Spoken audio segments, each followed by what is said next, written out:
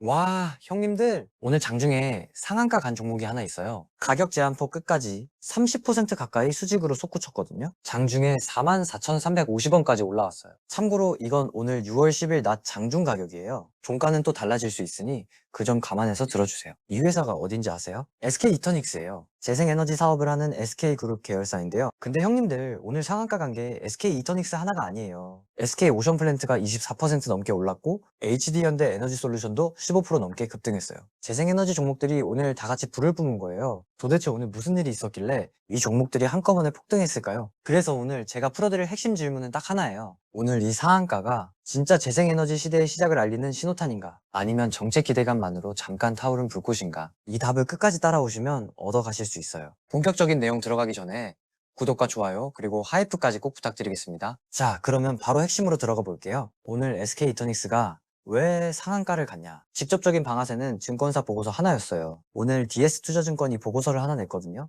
제목이 재생에너지 연료전지 무엇이 바뀌고 어디에 기회가 있나였어요. 이 보고서가 시장에 불을 붙인 거예요. 내용이 뭐였냐면요. 정부가 2030년까지 재생에너지 설비를 100기가와트까지 구축하겠다는 목표를 내놨거든요. 기가와트가 뭐냐면요. 전력 생산 용량의 단위예요. 100기가와트면 어마어마한 규모예요. 원자력 발전소 100기를 합친 것에 맞먹는 수준이거든요. 근데 지금 한국의 태양광 시장이 1년에 3기가와트 수준이에요. 이걸 2030년까지 100기가와트로 늘리려면 앞으로 5년 동안 매년 약 11기가와트씩 새로 깔아야 해요. 지금의 3배가 넘는 속도로 태양광을 설치해야 하는 거예요. 이게 무슨 의미냐면요. 태양광이랑 재생에너지 회사들한테 어마어마한 일감이 쏟아진다는 거예요. 시장이 한 번에 3배 넘게 커지는 거니까요. 그래서 이 보고서가 나오자마자 SK 이터닉스 같은 재생에너지 대장주들이 일제히 폭등한 거예요. 자, 그럼 SK 이터닉스가 어떤 회사인지 풀어드릴게요. 이름이 좀 생소하실 수 있는데요. SK그룹의 재생에너지 전문 계열사예요. 원래 SK 디스커버리 계열의 회사였고요. 뭘 하는 회사냐? 크게 4가지를 해요. 첫 번째가 태양광이에요.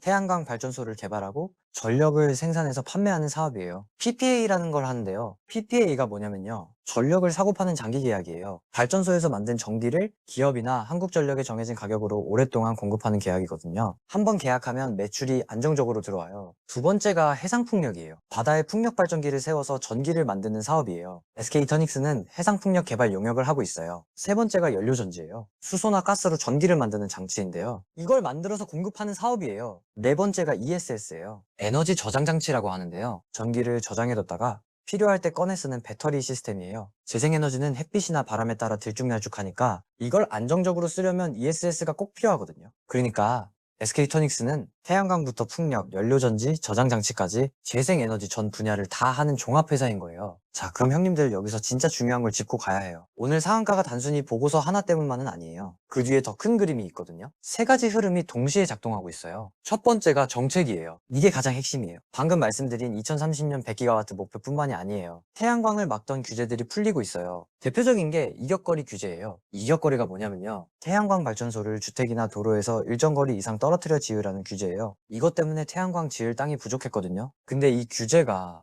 완화되고 있어요. 거기에 영농형 태양광법도 추진되고 있어요. 농사 짓는 땅 위에 태양광을 같이 설치할 수 있게 하는 법이거든요. 농사도 짓고 전기도 만드는 거예요. 이러면 태양광 지을 땅이 확 늘어나는 거죠. 두 번째가 세제 혜택이에요. 이게 진짜 큰 모멘텀이에요. 한국판 IRA라는 게 추진되고 있어요. IRA가 뭐냐면요. 미국이 만든 인플레이션 감축법인데 재생에너지 회사한테 세금을 깎아주고 보조금을 주는 법이에요. 미국에서 이 법 덕분에 재생에너지 회사들이 엄청 컸거든요. 근데 한국도 비슷한 걸 만들려고 해요. 생산 촉진 세제라는 건데요. 재생에너지를 생산하면 세금 혜택을 주는 제도예요. DS투자증권은 7월에 발표될 세법 개정안이 국내 재생에너지 산업의 중요한 변곡점이 될 거라고 봤어요. 그러니까 7월이 진짜 분수령인 거예요. 세 번째가 AI 데이터 센터 전력 수요예요. 이건 형님들도 많이 들으셨을 거예요. AI 데이터 센터가 전기를 어마어마하게 먹잖아요. 용인 반도체 클러스터 같은 대규모 전력 수요처도 계속 생기고 있고요. 이 전력을 어디서 가져오냐? 재생에너지가 중요한 답 중 하나거든요. 전력 수요가 폭발하니까 그 전기를 만드는 재생에너지 회사들이 주목받는 거예요. 자, 여기까지 내용 다시 정리해 볼게요. 오늘 상한가의 직접 방아쇠는 DS투자증권 보고서였고 그 뒤에는 3가지 큰 흐름이 있어요. 2030년 100기가와트 목표화 규제 완화,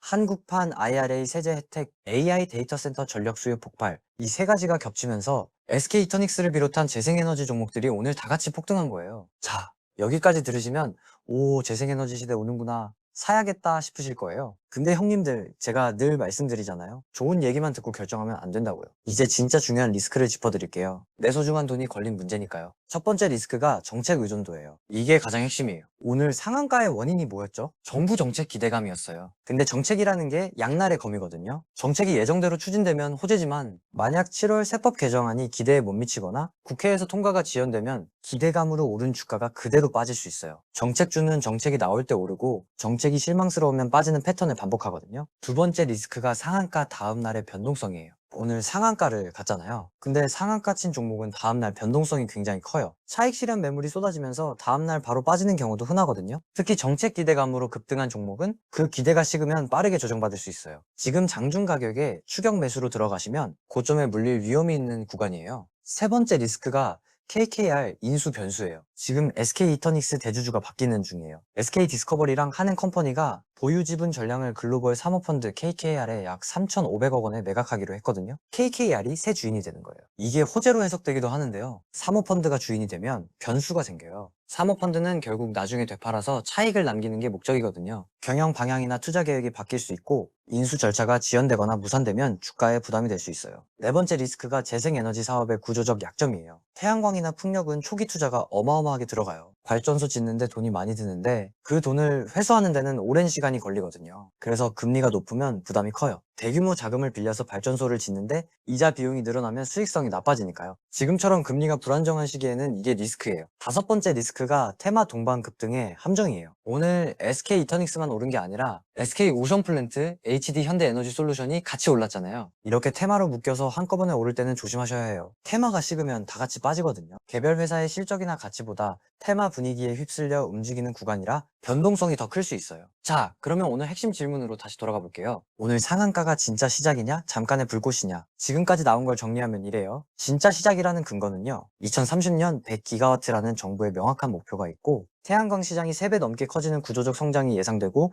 AI 데이터 센터 전력 수요까지 받쳐준다는 거예요. 잠깐의 불꽃이라는 우려는요. 오늘 상한가가 정책 기대감에 의존한 거고 7월 세법 개정안 결과에 따라 흔들릴 수 있고 상한가 다음 날 변동성이 크고 KKR 인수라는 변수가 남아있다는 거예요. 결국 핵심은 두 가지로 압축돼요. 첫째, 7월 세법 개정안이 기대대로 나오느냐? 이게 한국 재생에너지 산업의 진짜 분수령이에요. 둘째, 정부의 100기가와트 목표가 실제 일감으로 이어지느냐? 목표만 세우고 실제 발주가 안 나오면 의미가 없거든요. 내 소중한 돈을 어디에 놓을지는 형님들이 결정하셔야 해요. 다만 오늘 형님들이 알고 가셔야 할 건 이거예요. SK 이터닉스의 오늘 상한가는 회사 실적이 갑자기 좋아져서가 아니에요. 정부의 재생에너지 정책 기대감이 만든 거예요. 그러니까 지금 봐야 할 건 SK 이터닉스 차트가 아니라 7월에 나올 세법 개정안 내용이랑 정부의 재생에너지 정책이 실제로 추진되는지예요. 이 두 가지가 확인되기 전까지는 정책 기대감으로 오르락 내리락하는 변동성이 큰 장이 이어질 가능성이 높아요. 특히 오늘처럼 상한가 간 종목은 그 다음 흐름이 진짜 중요하거든요. 급하게 추격하기보다는 7월 세법 개정안이라는 분수령을 차분히 지켜보면서 정책이 진짜 현실이 되는지를 확인하는 게 중요해요. 정부가 외친 재생에너지 100기가와트 시대, 그게 진짜 일감으로 쏟아질지 아니면 목표로만 남을지 그 답은 7월 세법 개정안이 나오는 그날 드러나기 시작할 거예요. 이걸 알고 보시는 것과 모르고 보시는 건 완전히 다릅니다. 오늘 얘기가 투자하시는데 조금이라도 도움이 됐으면 좋겠어요. 다음에 또 유용한 얘기 가져올게요. 안녕.